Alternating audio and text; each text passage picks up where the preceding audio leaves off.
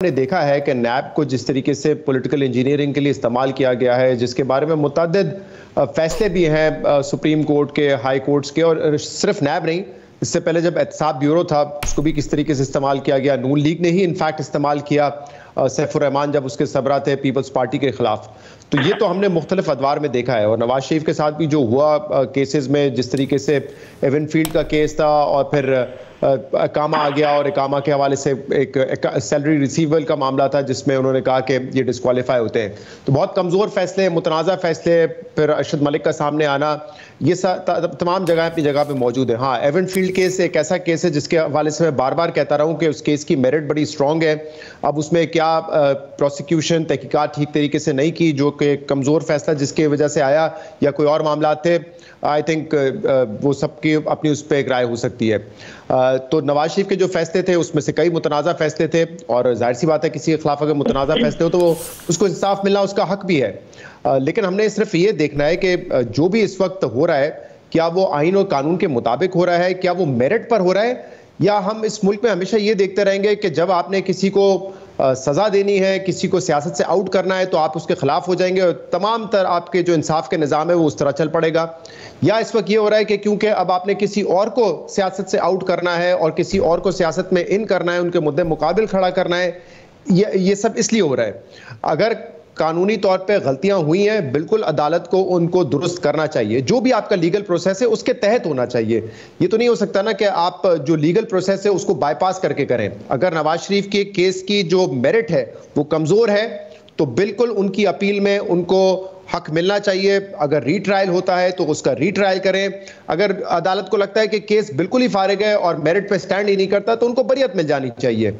लेकिन इसमें सवाल नैब से जरूर होना चाहिए। जो तलाल साहब कह रहे हैं कि 4 साल जाया किए गए, तो अगर वो नैब ने जाया किए हैं या जिस किसी ने जाया किए हैं, अगर अदालतों ने इसकी सहूलतकारी की है तो कम से कम वहां तो सवाल तो होना चाहिए ना, उनकी अकाउंटेबिलिटी तो होनी चाहिए। बिल्कुल सही है। तो जो भी हो, मुझे आज का जो केस है मेरे लिए कोई बहुत उसमें अलार्मिंग नहीं है, क्योंकि वो मफरूर थे और अब क्योंकि उन्होंने अपने आप को अदालत के सामने सरेंडर किया है तो उनकी अपील का जो सिलसिला है वो बहाल कर दिया है। ये तो नहीं हो सकता कि सरेंडर भी कर दे लेकिन अपील बहाल ना हो। उन्होंने जो सवालात की, अपील का सिलसिला बहाल हो गया। देखें, अगर नवाज शरीफ के लिए इंसाफ के दरवाजे खुले होते और अदालतें खुद फैसले कर रही होती, नैब खुद फैसले कर रहा होता, तो समझ आती है।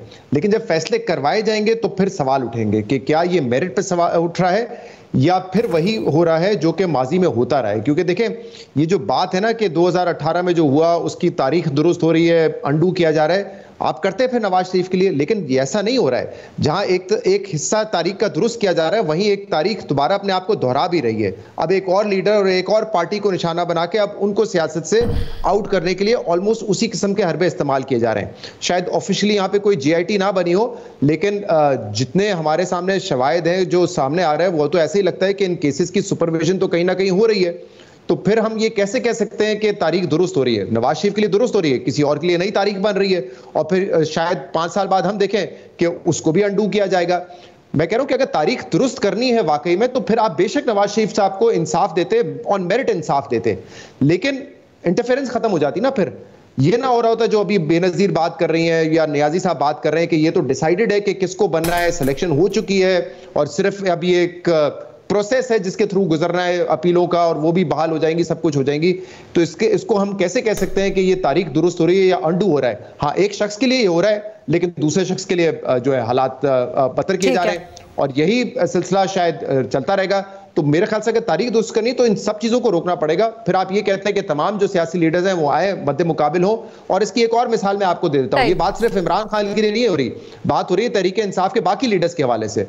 अभी यहाँ पे नैब जो है, जब नून लीग थी, पीपल्स पार्टी किन केसेस की बात करते थे? BRT की बात करते थे, मालम जब्बा की बात करते थे। क्या नैब उन केसेस के हवाले से अब कुछ कर रहा है, या क्या नून लीग करेगी? नहीं करेगी, क्योंकि परवेज खटक साहब अपनी पार्टी बना चुके हैं, महमूद खान साहब जो चीफ मिनिस्टर थे वो उनकी पार्टी में शामिल हो चुके हैं, यानी कि वो केसेस अब मैटर नहीं करते। अब तोशा खाना केस होगा क्योंकि वो जो है इमरान खान के ऊपर है, साइफर होगा क्योंकि शाह महमूद के ऊपर है, इमरान खान के ऊपर है। तो ये भी देखना पड़ेगा ना कि नैब जो है क्यों हमेशा एक सेलेक्टिव सेट ऑफ केसेस को, जहां पे ये केसेस ताखीर का शिकार होते रहे PTI के दौर में, मालम जबा वो हो, BRT हो, दूसरे केसेस हो, हेलीकॉप्टर केस हो, क्योंकि उस वक्त वो साथ में ले हुए थे तहरीक इंसाफ के,